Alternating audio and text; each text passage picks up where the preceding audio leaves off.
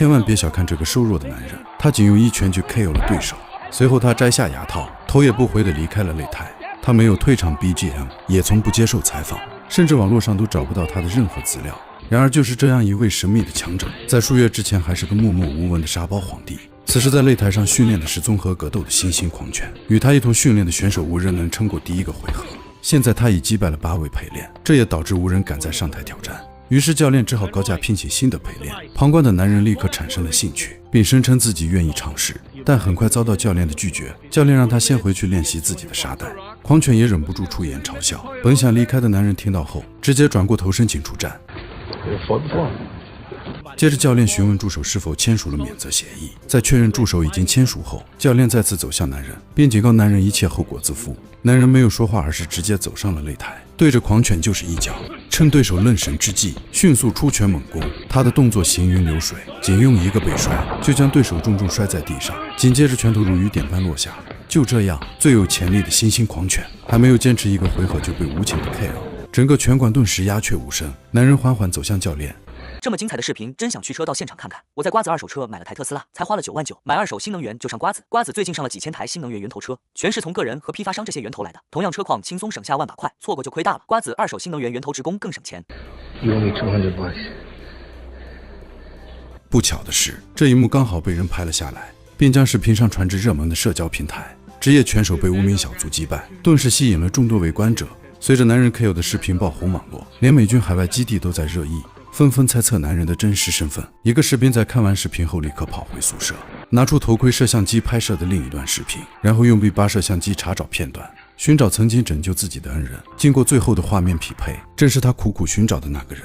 汤米来自军人家庭，他的父亲是海军陆战队队员，并且还担任格斗教练。汤米自幼接受父亲的训练，参加过各种锦标赛，在14岁之前就赢得了所有奖项。但因为父亲突然沉迷酒精，并经常对母亲施暴，汤米跟随母亲逃离了这个破碎的家。然而由于母亲不幸去世，汤米便加入了海军陆战队。10年后退役返回故乡，他首先找到了曾经的父亲，但看到年迈的父亲，让他回忆起太多往事，包括母亲病逝的情景，心中的怨恨再次燃起。尽管父亲已经戒酒成功，并且信仰了上帝，汤米仍旧无法原谅他。第二天，父亲去找哥哥布莱登，本想告诉他汤米回来的消息，然而话未出口，就被大儿子无情地赶走。因为布莱登和汤米一样，对眼前的父亲怀有深仇大恨。布莱登曾是一名职业拳手，但因童年时父亲的偏心，他未能继承父亲的拳击技艺，这让他的拳击生涯充满坎坷。最终他选择在学校担任物理教师。幸运的是，他拥有自己独到的教学方法，与学生们相处得十分融洽。然而学生们却未曾察觉，这位风趣的老师内心深处隐藏着狂野的一面。为了应对家庭庞大的开支，他不得不在酒吧的地下拳场谋生。面对看似凶猛的对手，布莱登却将其视为纸老虎。很快他便赢得了比赛，赢得的奖金全用于给患有先天性心脏病的小女儿治病。因为小女儿的病情需要大量资金维持，他甚至已经2次抵押了自己的房产。随着贷款的压力日益增大，他不得不重拾就业。但他打黑拳的事很快传到了校长的耳朵里。校长询问了布莱登的情况，他坦白了实情，并表示自己急需用钱。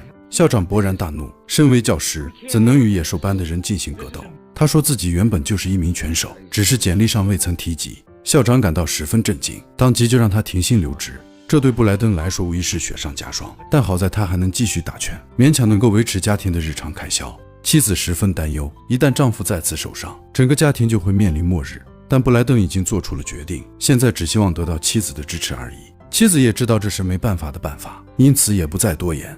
随后布莱登找到了老友弗兰克，希望他能提供训练场地。弗兰克自然不会拒绝好友的回归，但由于自己正在培养一名种子选手，准备参加奖金高达500万的斯巴达锦标赛，所以没有太多时间照顾布莱登，只能让他自行训练。另一边，汤米也渴望参加比赛，因为他曾向殉职的战友承诺要照顾战友的一双，而获胜的巨额奖金无疑是最好的生活保障。于是他主动找到年迈的父亲，让他像以前一样训练自己。父亲感到十分欣慰，以为能借这个机会修复父子关系。然而汤米只是想要更专业的训练，并非想要和解。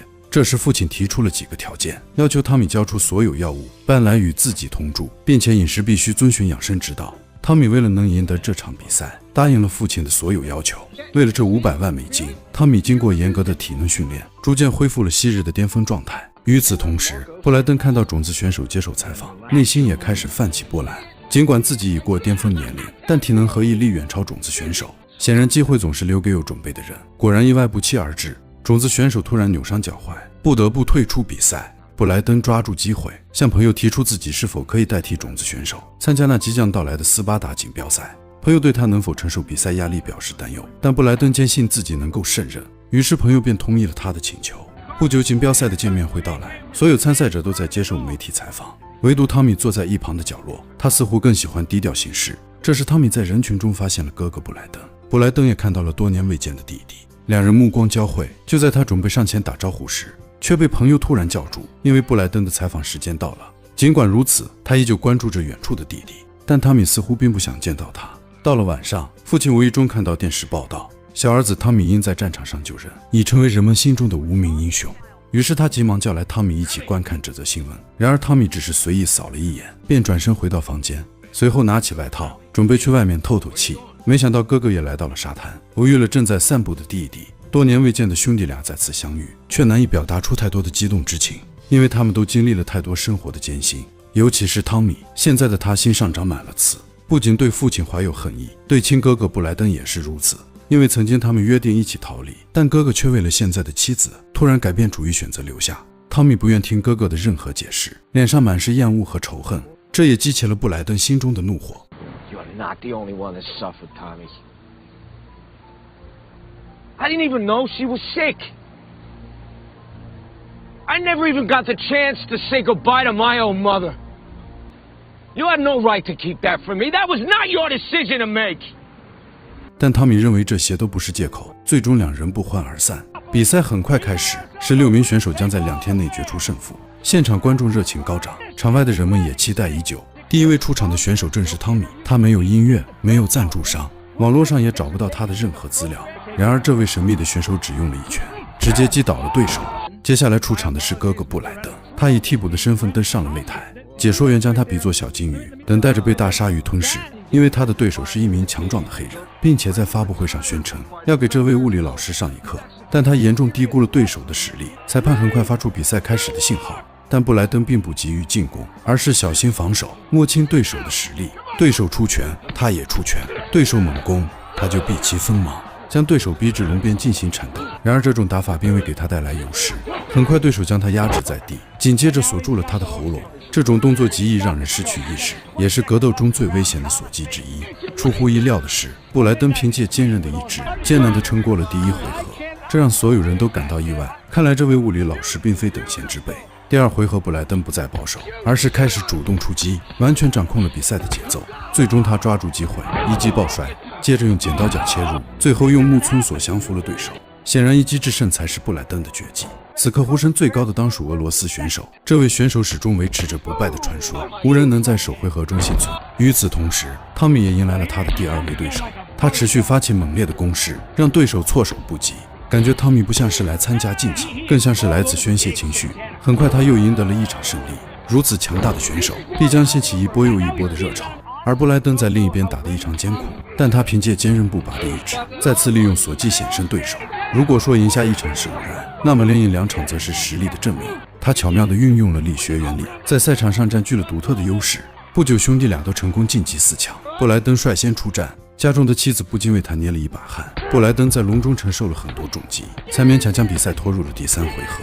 连解说员都惊呆了，到底是什么样的意志力支撑他坚持到现在？他将对手摔倒后立刻施展锁技，逼得对手不得不认输。这一招威力惊人，稍有延迟胳膊可能就会断裂。布莱登的胜利让妻子兴奋不已，解说员也开始赞扬起这位物理老师，观众也从先前的不看好转为支持。接下来出场的是汤米，所有人都在高声呼喊他的名字。登上擂台的汤米如猛虎出笼，打得对手毫无还手之力。他趁势夹住对手头部，骑上去就开始疯狂输出。这畅快淋漓的战斗让观众的欢呼声几乎掀翻了屋顶。但汤米依旧像往常一样，推开龙门便径直离去。第1天的比赛结束后，汤米没有心情庆祝胜利，反而忧郁地玩着游戏机。这时父亲走了过来，言语间无不流露出对儿子的欣赏，还称赞他在战场上救人的英勇事迹。没想到汤米直接摊牌，救人只是他当逃兵路上的顺手之举。他之所以改用母亲的姓氏参军，就是不想让人查到他的参军记录。父亲还想继续追问，却被汤米的一席话直接破防。他说父亲对他的爱就是假慈悲，小时候需要他的时候他不在，而现在已经不需要他了。当父亲还想解释时，却遭遇了汤米的爆发。Where were you when it mattered? I needed this guy back when I was a kid. I don't need you now. You know, it's too late now. Everything was already happened. Look at you. Yeah. I was right. I think I liked you better when you were a drunk. At least you had some balls there. Not like now, tiptoeing around this beggar with your cup out. 父亲十分心痛，却又无言以对。等汤米再次找到父亲时，他已经喝得烂醉如泥，开始怒骂故事中的船长。他终于明白上帝救不了他，也明白了就算现在悔过自新，也已经来不及了。要不是他当初迷失了方向，也不会把一家人害成这样。见父亲真诚悔过，汤米也动了恻隐之心。No.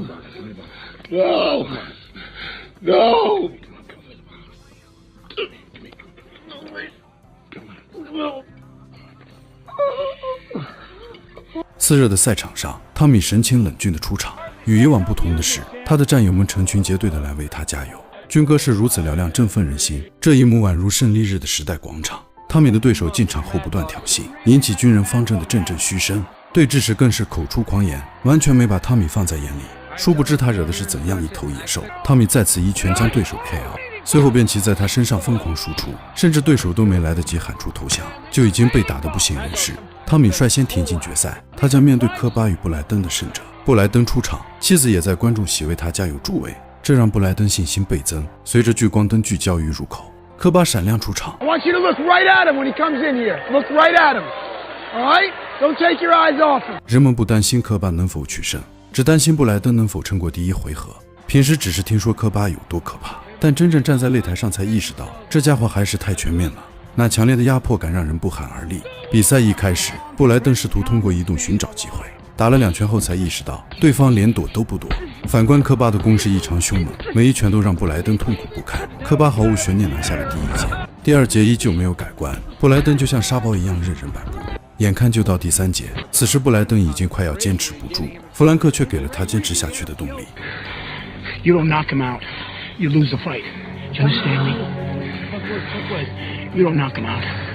You don't have a... 弗兰克的话让布莱登变得无所畏惧，同时也坚定了他获胜的决心。尽管有些事不是努力就有结果，但不努力肯定是没有任何结果。就在所有人都以为布莱登一定会输的时候，没想到布莱登开始反击了。他直接将对手拖倒，准备用自己的锁技将其制服。科巴的膝盖被牢牢锁住，然而他也将肘部暴露给了对手。两人同时进行力量较量，都竭尽全力希望对方屈服，但布莱登坚守了自己的承诺。这种完美的打法最终征服了科巴。科巴只好选择投降。布莱登激动地冲向8角笼边缘，与朋友紧紧拥抱在一起。全场观众肃然起立，为布莱登鼓掌喝彩。决赛前夕，一则新闻揭露了惊人的反转。之前救人的英雄汤米竟然是逃兵。幸存的战友接受了采访，原来汤米和战友们在战场上向美军飞机挥舞旗帜，却遭到了轰炸，战友们全部遇难，只有汤米一人幸存下来。为了履行照顾战友遗属的承诺，汤米才选择逃离军队。同时他也向大家保证将把全部奖金捐赠给战友的遗属，这让人们对汤米肃然起敬，甚至觉得这位英雄更加伟大。此时军警已经抵达休息室，比赛结束后将对他进行拘捕。得知汤米的真实姓名后，记者们又挖掘出一则重磅消息，决赛的2位选手竟是亲兄弟。这一连串的震撼消息让人瞠目结舌。决赛拉开序幕，面对哥哥汤米表现得比以往更加凶猛，在最需要支持的时刻被最重要的人所抛弃。这种怨恨驱使他疯狂地攻击布莱登，仿佛在攻击一个铁石心肠的人。汤米找到了自己的节奏，骑在哥哥身上全力进攻，但布莱登也有自己必须守护的东西，他不能让房子被收回，女儿的病还需治疗，他不能放弃。布莱登就这样坚持到了回合结束，但铃声无法阻止汤米，他又一拳击中哥哥的脸。这一击让所有人都向裁判施压，但这反而让汤米更加愤怒，他凶狠地盯着布莱登，恨不得将他生吞活剥。在弗兰克的帮助下，布莱登逐渐冷静下来，他明白了2人站在这里的意义。比赛不仅是为了守护家园，也是为了找回兄弟情谊的战斗。于是他不再保留，开始主动出击，但总是被弟弟化解。而汤米就像一台杀戮机器，愤恨是机器的燃料，支持着他疯狂的攻击。第3节开始，汤米依旧埋头猛攻，布莱登抓住机会，将汤米的胳膊翻转，直接坐在了他的肩膀上，压制住了汤米，然后一拳接一拳地打过去。被控制的汤米痛苦不堪，但他绝不放弃，仍然寻找机会肘击布莱登。这时的哥哥更加用力压制，突然传来骨头断裂的声音，他急忙松开了弟弟。可还没等他询问完伤势，汤米突然掐住了他的脖子，将他推向了笼子边缘。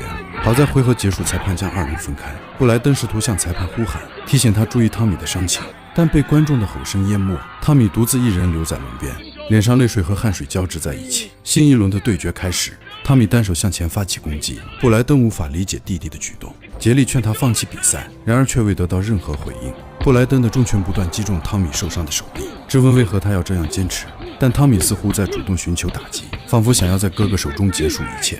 比赛暂停后，汤米无法抑制地痛哭起来，硬汉的泪水总是让人心痛。布莱登转身看到父亲轻轻点头，他突然意识到这已经不仅仅是场对决，更是挽回亲情的关键之战。等到下个回合开始，他突然下定决心一脚踢向弟弟。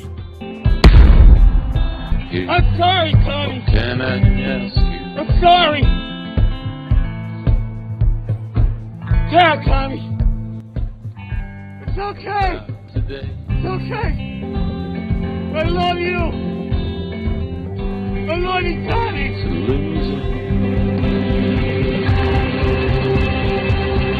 布莱登胜利了，他保住了自己所建立的一切，找回了已经消逝的亲情。而汤米也没有输，他打破了与哥哥之间的隔阂，以近乎自残的方式让一家人重新团聚，这才是真正的勇士所为。瓜子二手新能源源头直供更省钱。